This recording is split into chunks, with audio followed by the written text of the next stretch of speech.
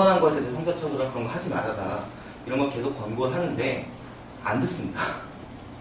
안 듣는데 저는 그게 바로 우리나라의 국격 자체를 떨어뜨리는 거다. 우리가 자동차를 많이 팔고 그런 것도 중요하지만 시민적 권리를 보장하고 그럴 때만이 우리가 다른 나라에 가서 좀 말할 명분이 있지 그런 것조차 지키지 않을 때는 우리나라의 국격 자체가 떨어뜨리는 거기 때문에 그런 차원에서도 좀 개선될 필요가 있다고 생각합니다. 우리 그 신인수 변호사님도 판사 생활을 좀 하셨는데요. 그 법관들 중에서 뭐 노동이나 이런 데 전문 영역을 개척하고 계시는 그런 법관들도 계시죠. 네. 네.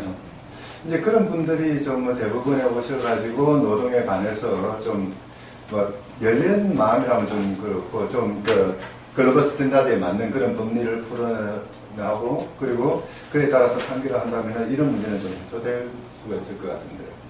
네, 그런 생각이 들죠. 당연히 그렇고 이게 지금 뭐 퇴임하시는 김지영 대법관님 같은 경우에는 뭐 굉장히 공부를 노동법 분야에 대가시고 많이 하신 분이어서 뭐 학문적 깊이는 그런 분들이 많이 계셨으면 좋겠는데 제가 그냥 개인적인 하나 생각을 말씀 올리면 저는 이제 판사 생활 좀 하다가 이제 민주노총 법률로이라는 곳에 왔습니다. 그래서 제가 그 판사 생활 짧게 할 때 이해 못했던 중에 하나가 왜 법정에 올 때 조끼를 입고 오는지 제가 이해를 못했었습니다.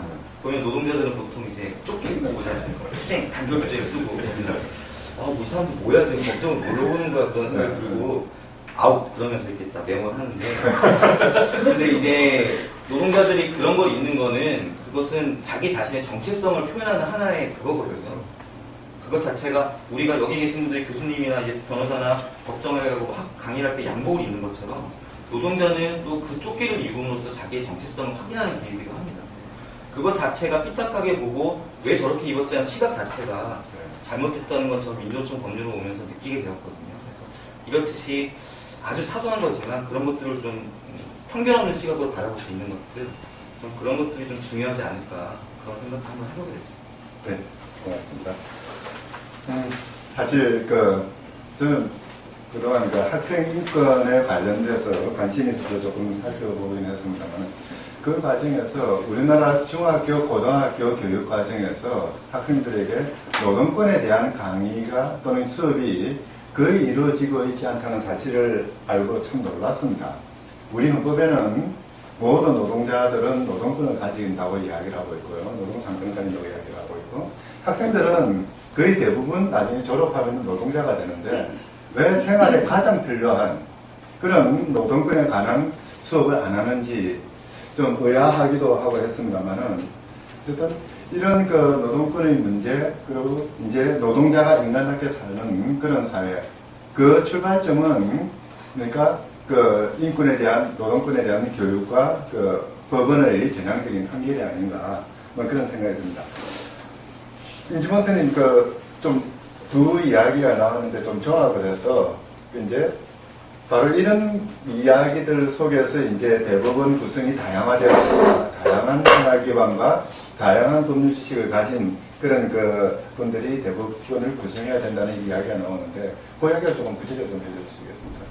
예, 아까 홍 교수님께서도 말씀하신 것 같이 우리 과거에 대법관의 인선은 주로 기수와 고시 몇 회다, 사업연수 몇 기다, 기수와 또 서열, 그 서열은 여러 사법시험 성적이라든지 연수원 성적 등이 이제 서열을 좌우하게 되겠죠. 기수와 서열 중심으로 현직 고위 법관들 중에서 예를 들어서 법원장이라든지 고등법원 분양판사 이상 중에서 뽑았습니다. 그렇게 하다 보니까 아까 홍 교수님께서 말씀하신 대로 50대 중반 정도의 특정 대학을 나온 서울대학이죠. 서울대학을 나온 남성의 아주 성적 좋은 그래서 서열이 높은 고위법관들 중에서 이제 대법관이 일종의 판사 승진 케이스로 대법관으로 이렇게 김명이 되어 왔습니다. 그런데 그렇게 배경이라든지 출신이 비슷한 분들이 대법관이 되다 보니까 그분들은 또 50대 중반 이후에 대한민국 남성이 가지는 대체적인 보수성의 성향을 가지고 엘리트의식이 충만한 그런 분들이 13분이 대법관이 되다 보니까 판결 성향이라는 면에 있어서 정말 동일동색이었던 것이죠. 그리고 기본적으로 보수성을 보여주는 그런 판결 성향을 가지고 있었다. 그렇다 보니까 대법원 판결이라는 것은 우리나라의 최고법원의 최종적인 판단인데 그것이 너무 보수 일변도로 같은 것이고 또 그것이 따라서 국민 각계각층의 어떤 이익이나 의사를 대변해내는 역할을 전혀 못하고 있었다. 그렇다 보니까 대법원은 그야말로 엘리트 법관들의 집합소, 그들만의 리그가 된 것이고 국민들하고는 굉장히 절연이 됐던 것이죠. 그래서 그러한 대법원의 획일적인 인적 구성에 대해서 2000년을 넘어서면서 여러 시민단체들에서 문제 제기를 하게 됩니다. 그리고 여러 가지 대법원 인적 구성의 다양화를 위한 대법관 추천 운동을 이제 벌이게 되는 것이죠. 그래서 그 결과물로 2003년 이후에 최초의 여성 대법관인 김영란 대법관이 대법원에 들어가게 됩니다. 그리고 비교적 진보적 판결 성향을 많이 드러낸 이홍은 대법관, 그리고 또 종래의 기수와 서예를 완전히 파괴해버리는 젊은, 비교적 젊은 법관 출신인 박시환 그리고 김지영 대법관이 되어가게 되고 그 이후에는 또 두 번째 여성 대법관인 전수환 대법관이 들어가게 됩니다. 그리고 이 5분들은 그야말로 기존의 대법관 인선 관행에서 탈피해서 파격적으로 이루어진 대법관 인선이었고, 그리고 성별이라든지 또 연령이라든지 뭐 이런 데서 다양화를 추구한 그런 인선의 결과들이 됐으며, 그분들의 판결 성향 또한 대법원에 들어가서 보여준 판결 성향 또한 굉장히 진보적이고 같은 사안에 대해서도 좀 다른 시각에서 기존의 대법관들과는 다른 시각에서 이 사안을 들여다보는 그런 시각을 가진 판결들을 많이 쏟아내게 됩니다. 그리고 그것을 국민들은 분명히 목도를 했고요. 그래서 언론에서 그 5분의 대법관들에 대해서 우리 어린이 인기 만화 캐릭터 일단 독수리 오형제 그런 별명을 붙이면서 독수리 오형제의 아주 획기적인 판결 성명, 또 그것이 대법원 판결에 가져온 변화 등에 대해서 많은 언론들이 분석 기사를 내고 그러게 된 것이죠. 그러면 이러한 독수리 오형제로 대표되는 이 다양성이 추구된 이 새로운 대법관들이 우리 대법원 판결에 실제로 어떤 영향을 미쳤느냐, 그것을 제가 이용훈 대법원장이 재임한 2005년 9월부터 2011년 9월 사이에 있었던 판결들을 분석해서 나름대로 평가를 한번 내려봤습니다. 우선 정량적인 평가를 한번 내려볼 것 같으면요. 전원합의체 판결의 수가 많이 늘어납니다. 그 시청자 여러분들의 이해를 돕기 위해서 제가 말씀드리면, 대법원에 이제 사건을 접수시키면 대법원은 13분의 대법관과 1분의 대법원장이 계십니다만, 대법원장하고 또 법원 행정처장을 겸직하는 대법관은 사건 판결에 가담하지 않습니다. 그 2분을 뺀 12분의 대법관들이 4분씩 해서 3개의 소부를 구성합니다. 이 소부에서 사실상 대법원의 재판이 이루어집니다. 그 소부에서는 사건마다 그 소부 소속의 대법관 중에 한 분이 이제 주심 대법관이 되는 것이죠. 주심 대법관이 돼서 사실상 그 결정을 주도합니다. 그런데 대부분의 사건들, 이 그 지금 이용훈 대법원장 재임 6년 동안의 소부 사건의 전체 수가 한 18만 정도 됩니다. 1년에 한 3만 건 정도를 소부에서 이제 심리를 한다는 것인데요. 예. 이 소부 사건들 중에 대부분은 사인이 합의를 해가지고 거기서 판결이 끝납니다만, 만약에 사인의 소부 대법관들이 중에 반대 의견이 있어가지고 합의가 안 되는 사건의 경우, 이는 전원 합의체, 대법원장까지 포함한 14분 있는 전원 합의체 판결로 이제 넘어가게 되는 것이죠. 그런데 이것이 과거에는 굉장히 전원 합의체로 넘어가는 사건의 수가 적었습니다. 이게 뭘 의미하느냐? 소부 판결에서 반대 의견이 거의 없었다는 것을 의미하는 것이죠. 그래서 전 대법원장인 최종용 대법원장 시절에는 전원합의체 사건이 63건이었는데, 이용훈 대법원장 시절에는 이 대법관 인적 구성의 다양화의 결과라고 보여지는데, 그것이 95건으로 1.5배 정도 증가하게 됩니다. 즉 소부에서도 이 독수리 오형제로 대표되는 이 대법관들이 각각의 소부에 포진해 있으면서 반대 의견을 꽤 적극적으로 개진했다는 것을 알 수 있습니다. 그리고 또 전원합의체 판결과 관련해서 사건 하나에 쟁점이 하나가 있는 게 아닙니다. 사건에서도 법적으로 판단을 내려야 할 쟁점이 여러 개가 있을 수 있는 것이죠. 그렇게 봤을 때 95건의 이용훈 대법원장 시절에 95건의 전원합의체 결정 중에서 법적 판단을 내린 세부 쟁점은 234건이 되고, 이 세부 쟁점의 측면에서 봤을 때 그 전 대법원장인 최종용 대법원장 시절에는 124건이 234건으로 늘어났기 때문에 2배 가까이 전원합의체 결정문에서도 한 사건 내에도 아주 세부 쟁점들이 다양하게 달렸다는 것을 여기서 알 수 있죠. 또 더 우리가 주목해야 될 부분은 이 세부 쟁점에서 다시 많은 반대 의견들이 전원합의체 판결에서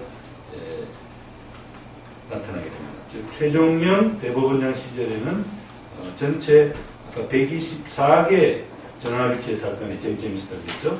이 중에 38개, 즉 30.6%의 쟁점에서만 의견이 갈렸으나, 반대 의견이 있었으나, 이용훈 대법원장 시절에는 234개 쟁점 중에 81개, 즉 34.6%에서 대법관들의 의견이 반대 의견으로 갈라지면서 편의 과정에서 다양한 입장을 갖고 치열한 토론이 있었다는 것을 알 수 있습니다.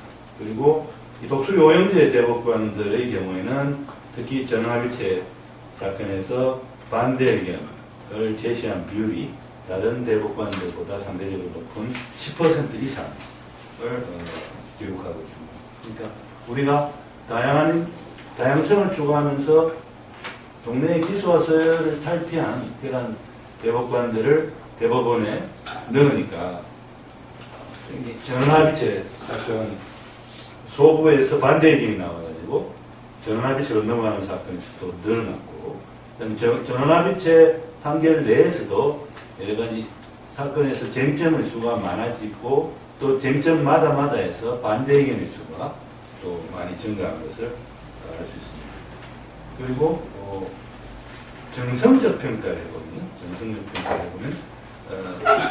이 전원합의체 판결 가운데 특히 국가보안법 관련 형사사건이라든지 또 노동쟁의 행위나 사회적 약자 소수자의 권리와 관련된 사건들에서는 대법관들의 이념 성향이 많이 잘 드러납니다. 그런 사건들에서 특히 반대 의견이 많이 제시됐다는 것을 정성적인 분석해보면 알 수 있겠습니다. 특히 이 독수리 오형제 대법관들의 소부 판결에서의 성향은, 독수리 오형제 대법관이 소부 판결에서 주심을 맡은 그러한 사건들에서 독수리 오형제는 피의자 피고인의 방어권, 신체 자유, 또 표현의 자유, 또 환경권, 노동권, 또 재벌기업과 대응되는 의미에서의 국민의 소비자권과 같은 국민의 기본권과 여성, 청소년, 성적 소수자 등 사회적 소수자 약자의 권리를 옹호하는 그런 판결을 소부에서 주신 판결로 독소용인제 재판관들이 많이 내린 것을 알 수 있고요. 그 다음에 전원합의체에 가서는 긍정적인 판결들, 국민의 기본권이나 소수자 약자의 권리를 옹호한 그러한 전원합의체 판결들에서 독수리 오형제는 긍정적인 판결입니다. 다수 의견에 다섯 편이 다 함께 들어가는 경우가 대부분이었다는 것이죠. 그리고 다수 의견을 취하면서도 여러 각도에서 또 보충 의견을 제시하는 식으로 다수 의견 내에서도 또 여러 가지 그 다수 의견의 근거를 뒷받침하는 여러 가지 주장들을 많이 적극적으로 개진하고 있다는 것을 알 수가 있습니다. 뭐 그러한 예로 여러 가지가 있을 수 있겠는데 송두율 교수 사건에서 송두율 교수가 독일 국적을 취득한 후 독일에 거주하다가 북한을 방문한 행위가 국가보안법상의 잠입 탈출에 포함된다고 판단해서 원심은 하급심은 위법하다는 판결을 내렸었는데 이것을 파기합니다. 그래서 다수 의견이 파기하면서 서울고법으로 돌려보내는데 여기서 이제 이 독수리 오형제 대법관들은 다수 의견에 가담하면서 또 보충 의견을 냅니다. 김지연 전수환 대법관의 경우 보안법상의 탈출이라는 것은 남한으로부터 북한에 들어가는 행위로 제한하는 게 옳기 때문에 독일이라는 외국에 살다가 북한으로 가는 행위는 국적과 상관없이 탈출죄가 될 수 없다. 박시환 대법관은 또 약간 다른 관점에서 탈출죄라는 것은 대한민국의 안전이나 자유민주 기본 질서에 해악을 끼칠 명백한 위험이 인정되는 경우에만 인정되는데 송 교수의 북한 방문은 그러한 위험성이 전혀 인정되지 않기 때문에 탈출죄로 처벌할 수 없다라는 논리로 하급심의 유죄 판결을 파기하게 되는 것입니다. 그리고 또 다수 의견에서 독수리 오형제가 같이 뜻을 함께한 대표적인 사건으로는 소위 강의석 사건이라고 고등학교 종립사립고등학교에서 종교행 학생들에게 종교행사 참여를 강제하고 또 종교 과목을 커리큘럼에 넣어서 교육시키고 이런 데 대해서 문제를 제기한 강의석군에 대해서 학교가 퇴학 결정을 내렸는데 그 퇴학 처분에 대해서는 다시 그게 법원에서 강의석군이 승소를 해가지고 다시 퇴학 결정은 이제 취소됩니다만 그리고 다시 돌아왔는데 강의석군은 이 사건에서 이제 고등학교를 졸업하고 대학도 들어가고 나서 그런데 그러한 퇴학 결정에 종교교육 강제 등으로 인해서 자기가 입은 여러 가지 손해, 정신적인 손해에 대해서 민사상의 불법행위 책임을 구하는 그러한 소송을 제기했죠. 여기서 다수 의견은 강희석 군의 손을 들어줍니다. 즉 여기서도 쟁점이 세 개입니다. 종교교육 강제가 위법한 것이냐, 다수 의견이 위법한 것이라고 했습니다. 즉 종립사립고교의 종교교육의 자유라는 것도 있을 수 있지만 학생의 신앙의 자유가 더 우선하는 것이다. 그 신앙의 자유를 사실상 침해하는 위법행위를 저질렀다. 그 학생의 인격적 이익을 해쳤다. 그리고 두 번째 쟁점이 그러면서 퇴학 결정까지 내린 것이 또한 이 학생에게 손해를 발생시켰기 때문에 그 손해배상 책임이 있다 하는 것이었고 세 번째 세부 쟁점이 뭐냐면 그에 대해서 그 고등학교를 관리 감독하는데 서울이 한 서울시 교육청은 그러면 책임이 없느냐 해서 다수 의견은 그 책임까지는 물을 수 없다. 서울시 교육청에 손을 들어줬습니다만 여기에서 다시 박시환, 이홍훈, 전수환 대법관은 서울시 교육청에게도 책임을 물어야 한다. 왜냐하면 원고의 피해가, 즉 강의석의 피해가 막중하면 예견을 통해 회피가 가능했지만 교육감은 별다른 조치를 취하지 않았다라는 이유로 이 서울시 교육청의 책임까지도 물어야 한다는 그런 입장을 취한 그런 관계가 되겠습니다. 그리고 국민의 기본권과 소수자 약자의 권리를 훼손시킨 저는 합의체 판결이 부정적인 판결에서는 독수리 오영재 대법관들은 5인이 반대 의견을 똘똘 뭉쳐서 반대 의견을 내는 경우를 적지 않게 보여줬다. 그 대표적인 예가 이적 표현물 사건. 이적 단체로 보는 한총련, 통일권민족청년연합, 또 6.15 남북 공동선언 실천연대 등에서 간부로 활동하고 이적 표현물인 우리 민족끼리라는 책자 등을 소지한 혐의 등으로 기소된 김모 씨에게 징역 2년을 선고한 원심을 대법원이 확정합니다. 확정했는데 이에 대해서 박시환, 김지영, 이홍훈, 전수환, 김영란 대법관이거든요. 이 내부는 이게 이 우리 민족끼리라는 책자 자체가 이적 표현물이 아니라 그리고 이적 표현물 소지죄와 관련해서는 김영란 대법관까지 들어옵니다. 독수리 오영재가 똑같은 목소리였는데요. 뭐냐면 이 표현물의 목적이나 의도에 대해서 엄격한 또는 구체적인 증명이 되는 경우에만 이적행위로 볼 수 있다는 종전의 대법원 판례 중 이적행위가 될지도 모른다는 미필적 인식이 있기만 하면 바로 이적행위 목적을 인정할 수 있다는 부분까지도 변경돼야 된다. 강력한 반대 의견을 드립니다. 그리고